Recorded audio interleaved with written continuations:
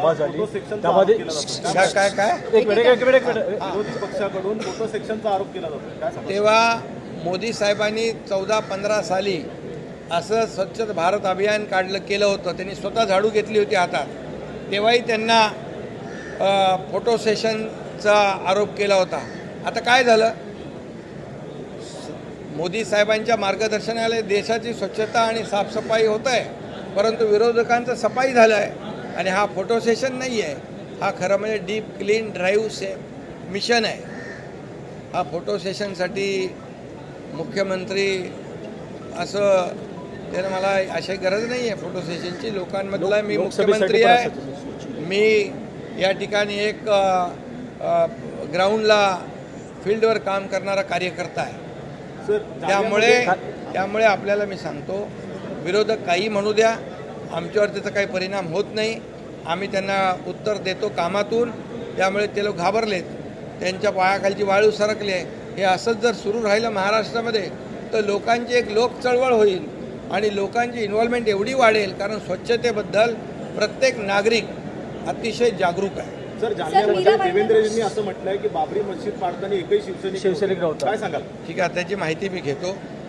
महानगरपालिका खर्च केलेले आहे, आता जे पाणी आपण वापरलेलं आहे ते हार्वेस्टिंग केलेलं पाणी आहे, स्वच्छतेसाठी पिण्याचं पाणी आहे, रिसायकल केलेलं पाणी आहे, STPचं पाणी आहे। आणि तुमच्या माहितीसाठी सांगतो, मुंबई असेल, ठाणे असेल, इथे असेल, इतर ठिकाणी हे रिसायकल वॉटर आहे। कुठल्याही परिस्थितीमध्ये पिण्याचं पाणी वापरलं जात नाही आणि अतिशय स्वच्छ पाणी हे टर्शरी प्लांट मधून आलेलं पाणी आहे, STPमधून आलेलं पाणी आहे। त्यामुळे पिण्याचं पाणी नाही।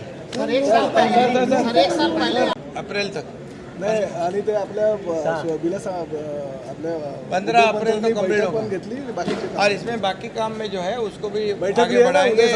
इंडस्ट्री मिनिस्टर ने अधिवेशन में उसको बैठक। हा डीप क्लिनिंग ड्राईव्ह आहे। मुंबईप्रमाणे, ठाण्याप्रमाणे मीरा भाईंदरमध्ये आपण हा सुरू केलेला आहे। हे डीप क्लीन ड्राईव्हमध्ये रेग्युलर रुटीन साफसफाई होते, त्याप्रमाणे होतेच आहे, परंतु एकाच वेळेस एक मोठा एरिया घेऊन त्या एरियामध्ये आजूबाजूची जी मॅनपॉवर आहे, ज्या मशिनरी आहेत त्या मोबिलाईज करायच्या आणि एका मोठा एरिया, मोठा परिसर घेऊन त्याची रोडची सफाई, रोड झाडून काढणे, रोडची माती जी आहे, डेब्रिज आहे ते स्क्रबिंग करणे ब्रशने, आणि त्यानंतर प्रेशर पाईपने ते स्वच्छ करणे। हा रस्ते अशा प्रकारचे स्वच्छ होतील, फुटपाथ स्वच्छ होतील, फुटपाथ खालची गटर स्वच्छ होतील।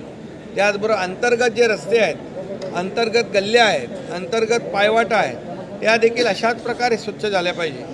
फक्त मेन रोड स्वच्छ करून थांबता कामा नये, म्हणून आतले रस्ते, आतल्या गल्ल्या, आतली गटारं आणि आतले वस्त्यांमधले पब्लिक टॉयलेट देखील दिवसातून एकदा साफ करून होणार नाही। तो आपल्याला एक पॅटर्न बनवायला लागेल। दिवसभरामध्ये 5 ते 6 वेळा त्याची स्वच्छता झाली पाहिजे। आणि त्याचबरोबर त्या परिसरामध्ये असलेले नाले आपण वर्षातून एकदा साफ करतो, परंतु मी आयुक्तांना सांगितलं आहे, तुमची डीप क्लीन ड्राईव्ह असेल त्यावेळेस ते नाले पण आपण साफ करून घ्या। त्यासाठी तुम्हाला काही मशिनरी लागेल, ती मशिनरी देखील उपलब्ध करून दिली जाईल।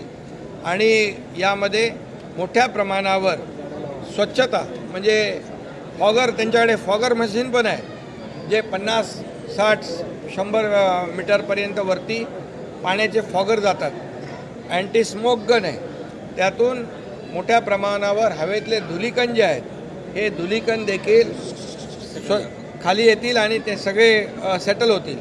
त्याचबरोबर जे इतर जी काही कन्स्ट्रक्शन सुरू आहेत, म्हणजे मेट्रोची असतील, इतर कन्स्ट्रक्शन असतील, त्यांनी देखील आपापला जो काही कन्स्ट्रक्शन एरिया आहे हा पूर्ण त्याला प्रिकॉशन घेतली पाहिजे, पूर्ण कव्हर्ड केलं पाहिजे। अशा प्रकारचं देखील सूचना आपण दिलेल्या आहेत। मला वाटतं यामध्ये मोठ्या प्रमाणावर रेन वॉटर हार्वेस्टिंग याचे स्पॉट आयडेंटिफाय केले पाहिजे। त्यासाठी रिचार्जिंगची सिस्टीम जी आहे, पावसाचं आलेलं पाणी पूर्णपणे जमिनीमध्ये मुरलं पाहिजे, जमिनीची जी काही वॉटर लेवल आहे ती वाढली पाहिजे। आणि ज्या ज्या ठिकाणी आपल्याला आता रस्त्याचे मेडियन असतील तिकडे झाडं लावणे, हरित पट्टा तयार करणे, रस्त्याच्या दोन्ही बाजूला जागा असेल तिथे हरित पट्टा तयार करणे, झाडं लावणे, त्याचबरोबर शहरामध्ये अर्बन फॉरेस्ट ही संकल्पना जी आहे ही राबवली पाहिजे. कारण हे ऑक्सिजन पार्क तयार होतील आणि त्यामुळे हरित कवर जेवढं काय आपल्याला जास्तीचं करता येईल ते आपण केलं पाहिजे. अशा प्रकारच्या सूचना दिलेल्या आहेत. हा जो ड्राईव्ह आहे हा एक दिवसाचा नाही आहे, हा मार्चपर्यंत त्यांनी विकली हा डीप क्लीन ड्राईव्ह ठेवलेला आहे आणि हे रुटीन जे स्वच्छता आहे ती तर चालूच राहील. पण डीप क्लीन ड्राईव्हमुळे तुम्हाला व्हिजिबल इम्पॅक्ट दिसेल आणि लोकांना या धुळीपासून, कचऱ्यापासून, प्रदूषणापासून मोठा दिलासा मिळेल. त्यामुळे हा डीप क्लीन ड्राईव्ह जो आहे हा फक्त मुख्यमंत्र्याचा ड्राईव्ह नाही आहे, महापालिकेचा नाही. म्हणून याच्यामध्ये मोठ्या प्रमाणावर नागरिक सामील होत आहेत, NGO सामील होत आहेत, शाळेतली मुलं सामील होत आहेत आणि त्याचबरोबर ज्या NGOज आहेत मोठमोठ्या ते देखील त्याच्यामध्ये इंटरेस्ट घेऊ लागलेले आहेत. आणि त्यामुळे मला वाटतं ही एक चळवळ तयार होईल आणि आम्ही टप्प्याटप्प्याने संपूर्ण महाराष्ट्र याच्यामध्ये कव्हर करणार आहोत. यामध्ये महापालिका आणि नगरपालिकांमध्ये कॉम्पिटिशन देखील आपण लावलेलं आहे की तुमचं शहर स्वच्छ कसं होईल, सुंदर कसं होईल आणि प्रदूषणमुक्त कसं होईल, निरोगी कसं होईल, यासाठी ते देखील आम्ही कॉम्पिटिशन राज्य सरकारच्या वतीने लावलेले आहेत. आणि म्हणून आपल्याला आज पाहताय की मुंबईमध्ये, ठाण्यामध्ये, मीरा भाईंदरमध्ये जे तुमच्याकडे कमिशनर जे फ्लायओव्हर आहेत त्याच्या खालचं जागा जी आहे, मेट्रोच्या खालची जागा आहे ती स्वच्छ करणे, तिथे झाडं लावणे, तिथे लोकांना त्याचा वापर करण्यास त्यांना मुभा देणे, ह्या सगळ्या गोष्टी ज्या आहेत एक हॅपीनेस जो आहे तो वाढवण्यामध्ये खूप मोठ्या प्रमाणावर फायदा होईल. आणि गार्डन जे आहेत तुमच्या शहरातली या गार्डनची डागडुजी देखील झाली पाहिजे.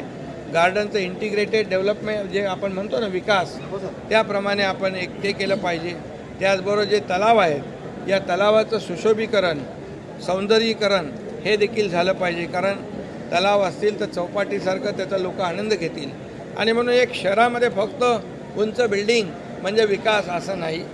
तर हे जे काही आता आहे हे आपण इथे हे ऑडिटोरियम होतं आहे, मोठं कलादालन होतं आहे आणि बाळासाहेबांच्या नावाचं कलादालन होतं आहे, नाट्यगृह होत आहे. त्यामुळे विरंगुळाची जी साधनं आहेत या मीरा भाईंदरकरांची जी सांस्कृतिक विकासाबरोबर सांस्कृतिक भूक जी आहे ती भागवण्याचं देखील काम प्रशासन आणि राज्य सरकार आणि लोकप्रतिनिधी मिळून करतील.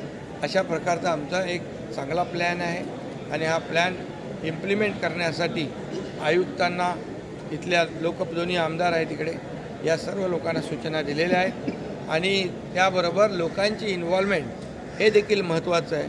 यामध्ये सगळ्या टीम आहेत, म्हणजे कलेक्टर आहेत, महापालिका आयुक्त आहेत, पोलीस आयुक्त आहेत, अशी टीम आहे पूर्ण.